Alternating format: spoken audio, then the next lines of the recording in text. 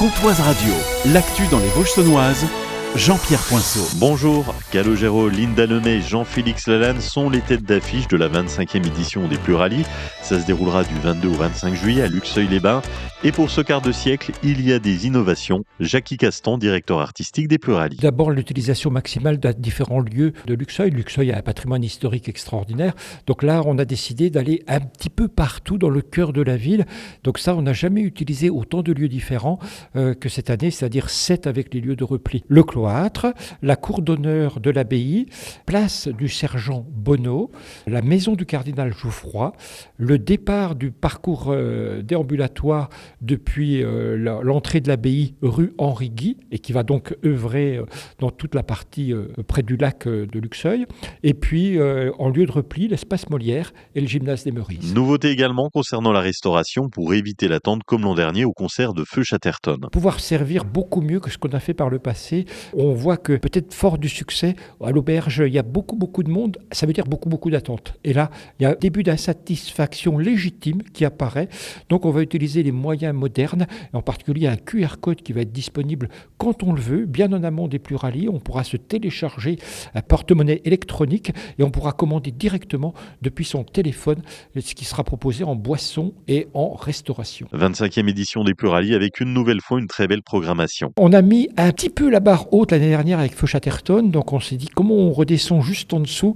Je ne sais pas si on redescend en dessous, mais en tout cas on est sur une programmation qui bien évidemment nous plaît, parce que quelqu'un comme Linda Lemay, ça fait plusieurs années qu'on est vraiment à deux doigts de pouvoir l'accueillir. Donc là, elle viendra pour clore le festival le samedi 25 juillet. Et juste avant, la veille, oui, un artiste absolument majeur de la chanson française depuis 25 ans, le grenoblois Calogero, qu'on accueillera dans une proposition artistique avec 2 musiciens. La première édition des Pluralies à Luxeuil, c'était en 2002.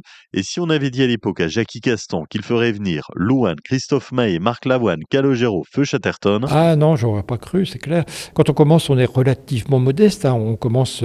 Alors certes, c'était l'époque, le premier artiste, c'était Sanseverino. Sanseverino, en 2002, il n'était pas là où il était quelques années plus tard. Donc voilà, on commençait modestement sur ce...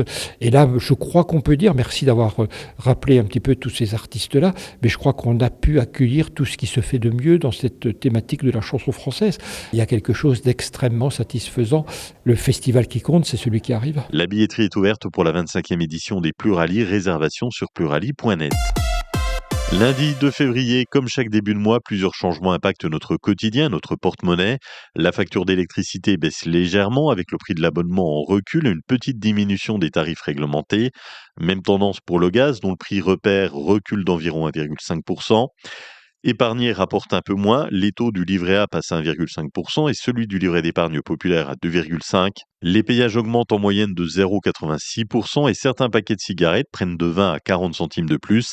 Et pour voter aux élections municipales de mars, vous avez jusqu'au 4 février pour vous inscrire en ligne et au 6 février en mairie. Le président de la République, Emmanuel Macron, attendu ce mardi en Haute-Saône. Demain, il visitera une exploitation agricole avant de rencontrer les organisations professionnelles agricoles du département à quelques jours du Salon de l'agriculture. Et puis ensuite, il déjeunera avec des lycéens pour échanger sur le thème des réseaux sociaux, pour y évoquer notamment la loi interdisant les réseaux sociaux aux moins de 15 ans. Samedi, en début de soirée, une série d'accidents a perturbé la circulation sur la RN19 entre Lure et Héricourt à hauteur de Frotter-les-Lures. Vers 18h30, 2 motards ont chuté sur la voie rapide. L'une des motos a terminé dans l'herbe sur le bas-côté. L'un des 2 conducteurs était positif à l'alcool et quelques minutes plus tard, 3 véhicules arrivant sur les lieux ont été impliqués dans un suraccident. Au total, 10 personnes ont été impliquées. Un motard s'en sort indemne, l'autre est légèrement blessé. Et dans les voitures, plusieurs passagers se plaignaient de douleurs. Un enfant de 11 ans a été transporté à l'hôpital de Vesoul pour des examens de contrôle, tout comme le motard blessé. La RN19 a été coupée le temps de l'intervention avec une déviation mise en place par Frotter-les-Lures.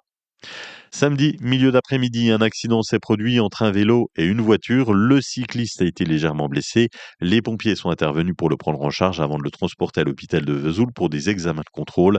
Les gendarmes ont procédé au dépistage d'alcoolémie sur les 2 conducteurs. Les résultats se sont révélés négatifs. En pré-national de handball, les seniors masculins de Luxeuil enchaînent avec une victoire ultra importante contre Talent, 30-29 dans un gymnase des Meurices chaud bouillant. Les 2 équipes jouent le maintien et avec cette victoire, les garçons se donnent de l'air. Ils sont 9e sur 12 au classement. La météo cet après-midi, nous avons un temps sec et un ciel nuageux, 7 degrés à Sceaux et Visoncourt, 8 de Fougerolles à Luxeuil, 8 à Saint-Loup, Lure et Roy. Demain, une journée pluvieuse et grise, 7 degrés au mieux le matin, 8 l'après-midi. Passez un excellent lundi, un très bon début de semaine sur Pontoise Radio.